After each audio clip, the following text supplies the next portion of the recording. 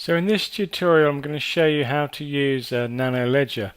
I'm going to assume that you've got the device and you've gone through the setting up process where you've added your PIN to the device and you've recorded your 24 words.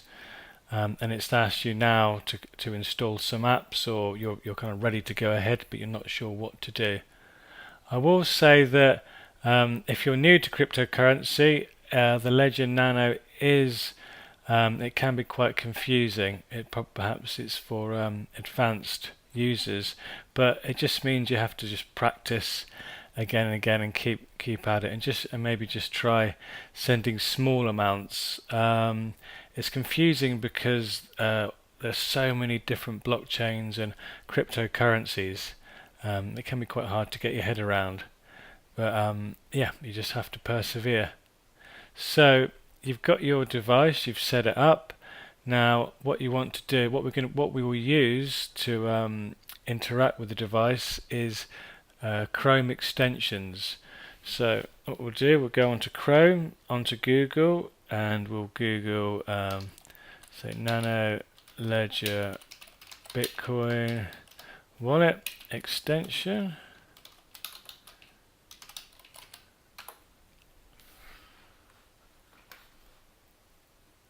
and we'll click that,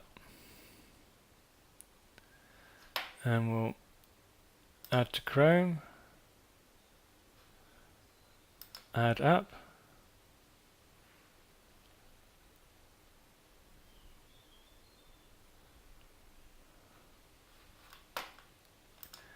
and then this has come up here, the Ledger Manager, and we'll add to Chrome, add app. Lastly, I want to get the Ledger Wallet Ethereum wallet, so I'll Google Ledger Wallet Ethereum,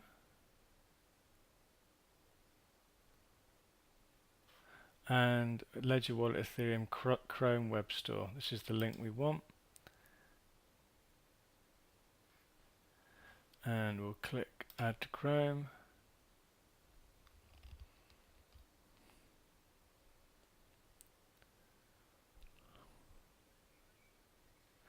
and add app.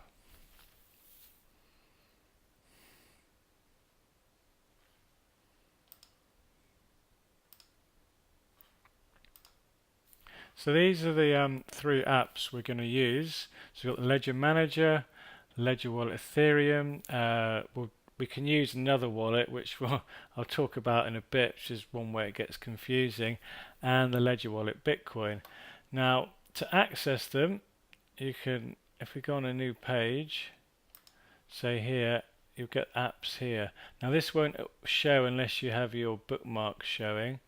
So if you don't have them showing, or you can't see this, I always open a new tab and it shows apps. You can put these as bookmarks if you want, but just to let you know, they're normally here. Or if you open a new tab, it will show here, and then you click, then you have them. So the first thing we want to do is check our firmware and see if we want to add any wallets or different cryptocurrency wallets.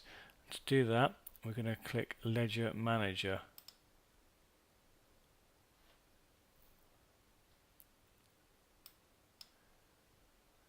And it's going to come up with this page because I haven't connected my device. So I'm going to plug that in. Put in my passcode.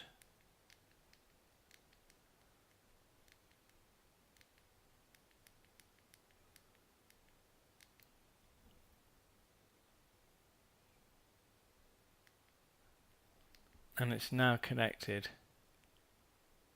Now, if you haven't updated your Nano in the last couple of months, or you've recently bought one, there's a very important firmware upgrade that you'll need to do.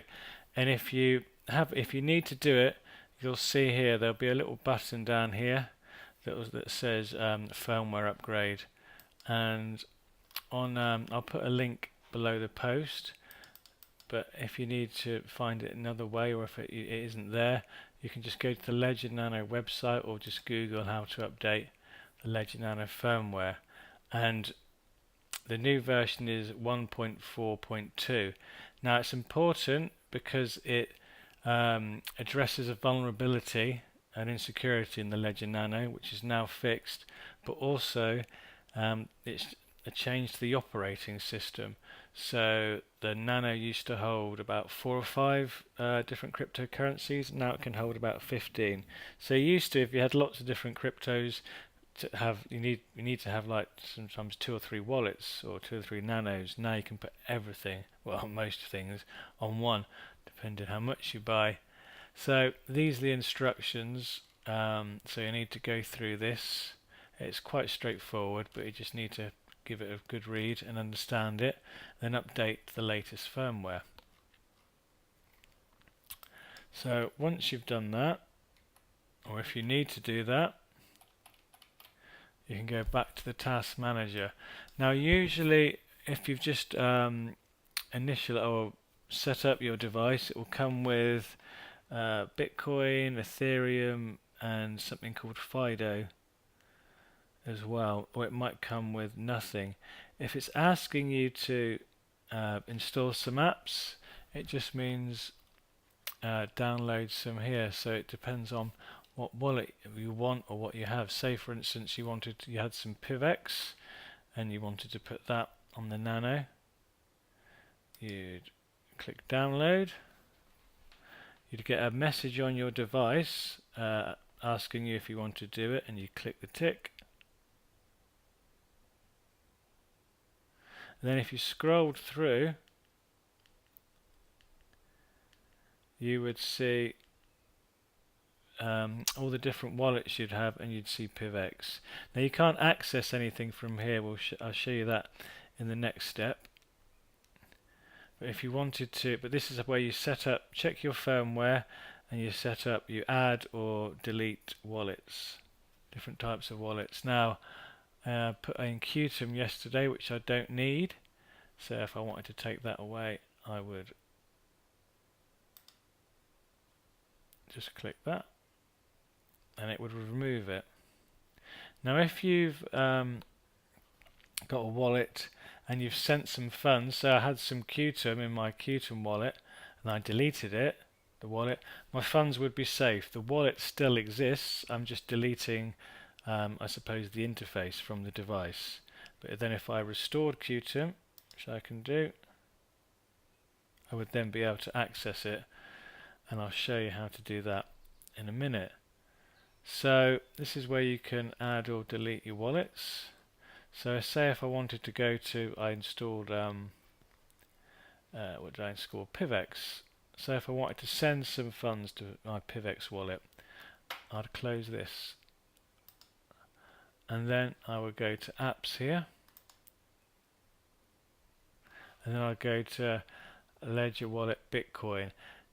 Now this is where it gets confusing as well, because different wallets will hold different currencies in different ways, and you kind of maybe have to do some research.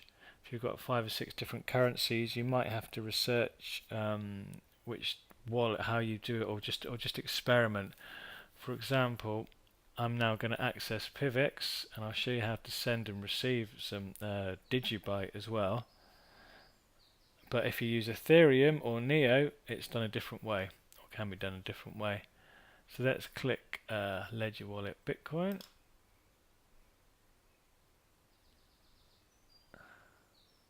So that's just come up as an empty page, or Ledger Wallet Bitcoin. It's a bit confusing because the Bitcoin wallet holds a lot of currencies. So I'm going to open my, scroll through my device.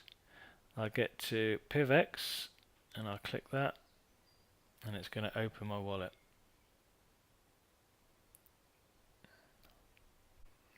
So the PivX wallet has opened. I don't have any PivX, or but if I wanted to receive some or send some to this wallet, this would come up. Now the Ledger Nano does something called multi-signature addresses, which means it changes the address every few every few transactions. This is to keep it more secure, so one address can't be tracked. So it makes it harder for people to find your address and then potentially steal your funds. So to receive something or to send something, I click receive, and then I will look at this display address on device. Now this will show the address, and I now need to check my device and check the address is the same. So I'd do that, and then I would copy and paste this, and I would click the tick, the right hand side of my device where the tick is, to confirm that the address is the same. If I wanted to send something, some PivX, I'll put the amount in here and then put the address, click send, and then I get it's the same thing, a tick with a confirmation, and then that would send.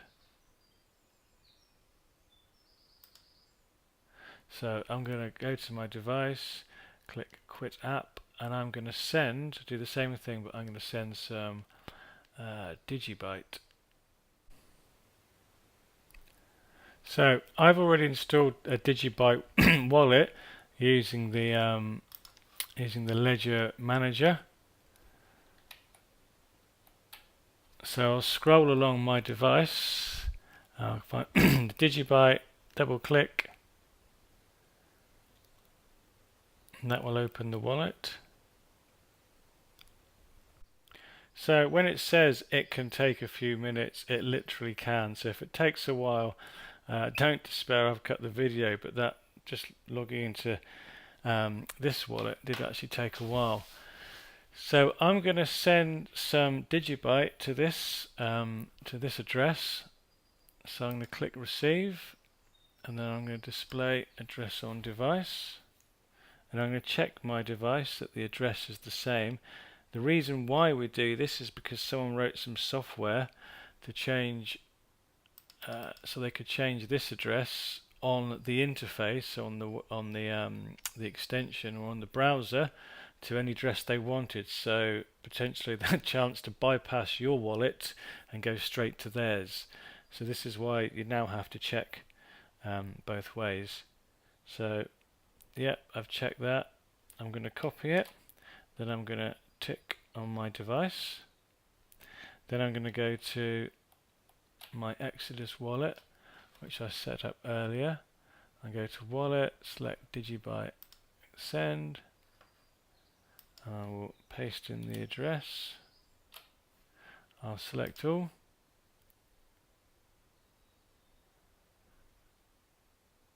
And I'll look at the network fee, and then see here why I've selected Digibyte, because it's got one of the smallest transaction costs.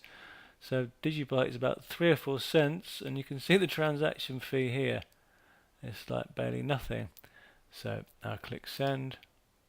Are you sure? Yep.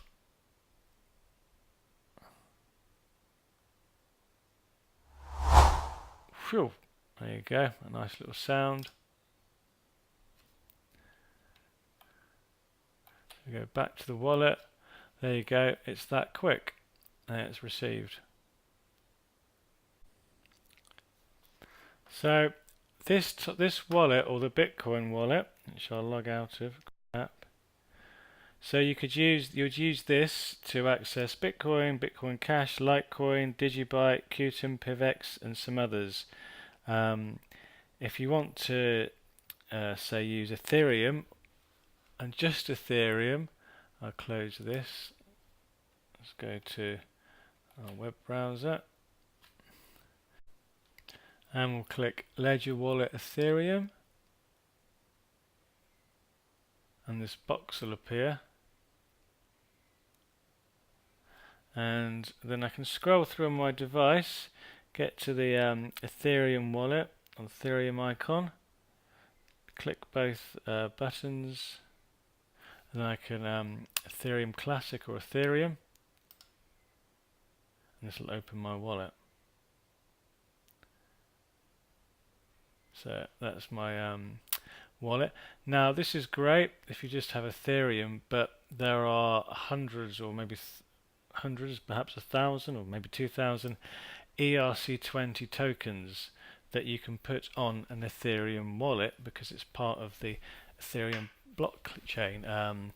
Tokens like Pillar, Syndicator, OX, Wabi, Icon, although that's changing. So this wallet is great if you're just holding Ethereum, but if you want to start adding some of the tokens, you'll need to use Myetherwallet. So I'm going to close this and then go up to here, and we're going to go look for Myetherwallet. And now you have to be very careful, and it's best practice to bookmark sites like this.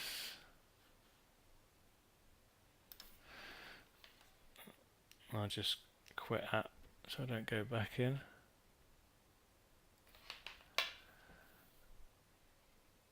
I go myetherwallet.com official site.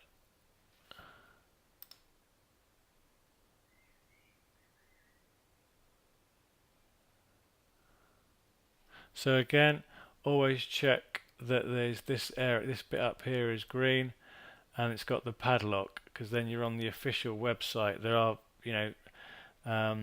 sites, Myether, with maybe 2 R's or spelt differently. I think the funds are safe with the ledger, but lots of people have lost money due to kind of phishing Myetherwallet sites. So it's probably best to bookmark this so you know where you're going. So all this, you can read this if it's your first time, if you want. I'm not going to. Then we're going to go to send ETH and tokens, and then we'll access this. But we need to, before we do that, we need to go to our device and then click on the Ethereum icon, and then go to settings and go to browser support and change that to yes. Now this will mean that the wallet extension that we just showed will stop working, but you'll be able to access your Ethereum wallet through Myetherwallet. If that isn't confusing enough, yeah, I just have to. It's the same address, it's the same wallet on the blockchain, but you're the same public address and on the blockchain. You're just using a different way to access essentially the same thing. So it doesn't belong to Myetherwallet, it kind of belongs to you because it's your wallet address set up by the ledger. You just have to maybe practice. So I click Ledger Wallet and then connect, and it gives you 5 addresses. So if you want to store different tokens on different addresses, it's up to you. I haven't really, but it might be handy to spread your funds over 5 addresses. So I'm going to go for this one up here, then click unlock my wallet.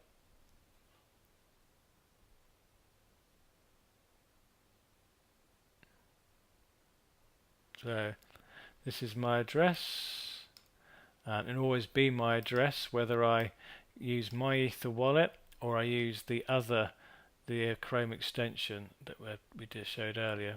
Let's go. So whether I use this to access Ether, so my Ethereum wallet, or I use Myetherwallet, this address will be the same for both.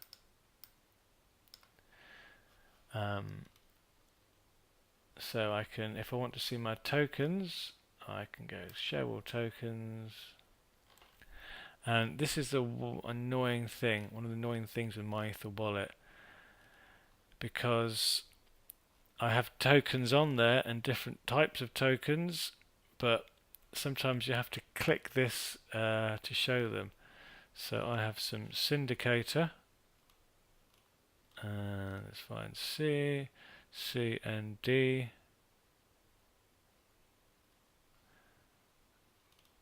There you go, CND, so I've got to click to load, and there you go, my syndicator. and you show balances. There you go. But I've got more tokens on there, so you have to go through that. Another way, if you want to see what tokens you have but that don't show yet, you can click Etherplorer or Etherscan, and that will show you. So if you do an ICO, you may have to go through this process to add the custom token or contract address. So if you can't see it in your wallet, you can click Etherplorer or Etherscan, and it will show you what is actually on the blockchain attached to that address.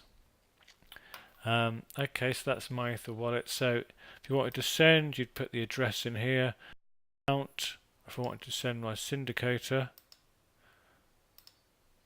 I could click there and send the amount gas, and I'd click generate transaction, and then I'd get a message on the device. Do I want to confirm? Click yes, then you'd click again, and then you'd go through. But as you can see, this is a bit of a clunky way to use it, but hopefully that will change soon.